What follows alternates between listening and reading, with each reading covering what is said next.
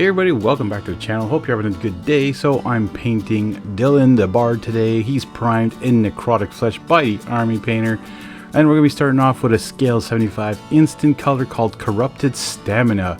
Now this is very similar, I think, to some of the green shades or speed paints or contrast, but I want to try this out because I just picked this bottle up the other day and I want to see how it was on Necrotic Flesh. We saw how that undead dragon was. It only like kept it light, but it still got like some of the nooks and crannies done.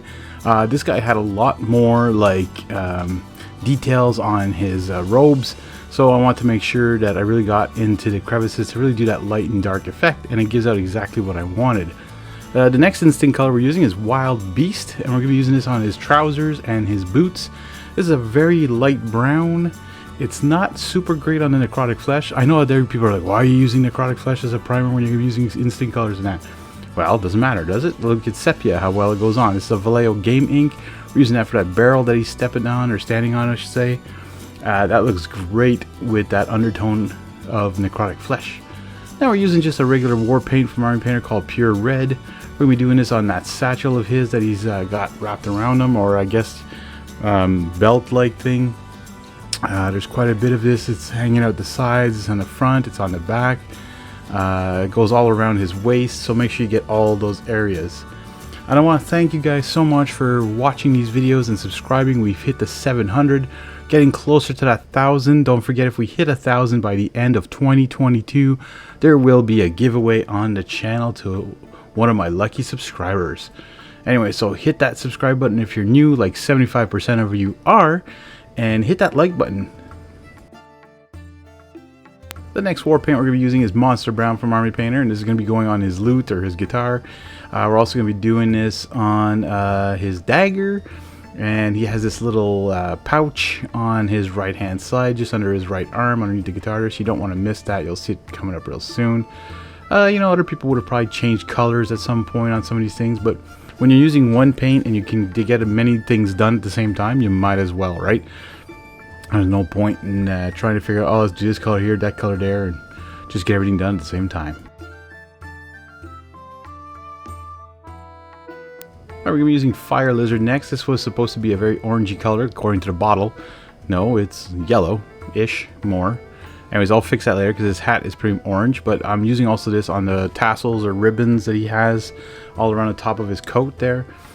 This is almost like to mimic sort of like a golden color, like a fleece. But I didn't want gold on that. I just wanted like ribbons, like silk ribbons and stuff.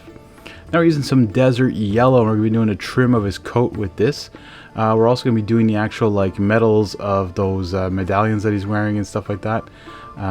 Because it's not quite yellowish. It's perfect color just to do these trims.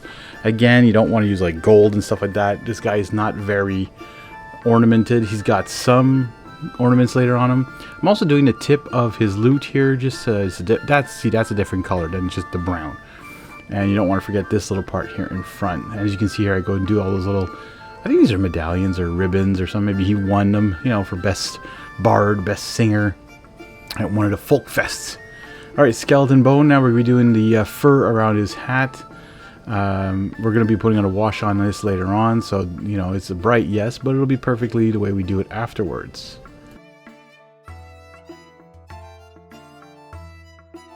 The next part I want to use a dark brown. I use Dirt Spatter, but Dirt Spatter almost works like a wash or an ink or a speed paint. It's so thin, and there's sort of these little medallions he has in his chin, on his around his neck. Now we're using some Rosy Flesh. This is from Vallejo.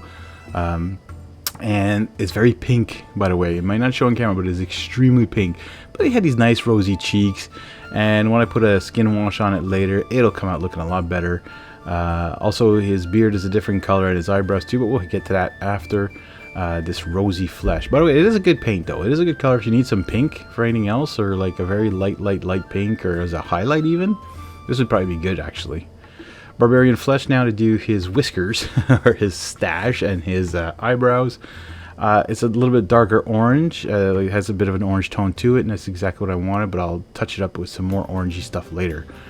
Greedy gold now. We're going to be using this on some of his jewelry, tips of his dagger sheath, just a few little spots here and there that he has. shining silver. Now we're going to do around the loot, all around, to give that decorative style to it. There's some spots on top here too, some designs on it. Pretty much is all you do with the shining silver. There's not much more to say about that. Alright, weapon bronze now. We're going to be doing every one of those little dots on the border of his coat. So take your time, take a really tiny brush for this, just dab them on there. If they're not perfect, it's not the end of the world. This again is a tabletop miniature, not a parade miniature. This is painted for everyday people like me. Friggin' orange. I always call it friggin'. Sounds like friggin' or whatever. This is going to be a touch of that hat and his eyebrows and his stash. So I'm using some Reiklin Flesh Shade now. This is a shade from Citadel Color. We're going to be using that on his face and his hands. And then we're going to be doing the rest of the painting with Agrax Earth Shade to give it a more earthy tone on his that satchel of his, or scarf, or whatever you want to call it, that trim of fur around his hat. Try not to get that friggin' orange. Again, the satchel belt there. The boots I did it again because I didn't find they were brown enough or they were nice enough with just that game ink I used, or sorry, the scale 75 I used there. So I just want to make sure. And don't forget that guitar as well. And there you go, folks. Dylan the Bard is painted and ready for the table. I want to thank you guys for watching. Hit that subscribe button if you're new to the channel, and hit that like button, and we'll see you all in the next one.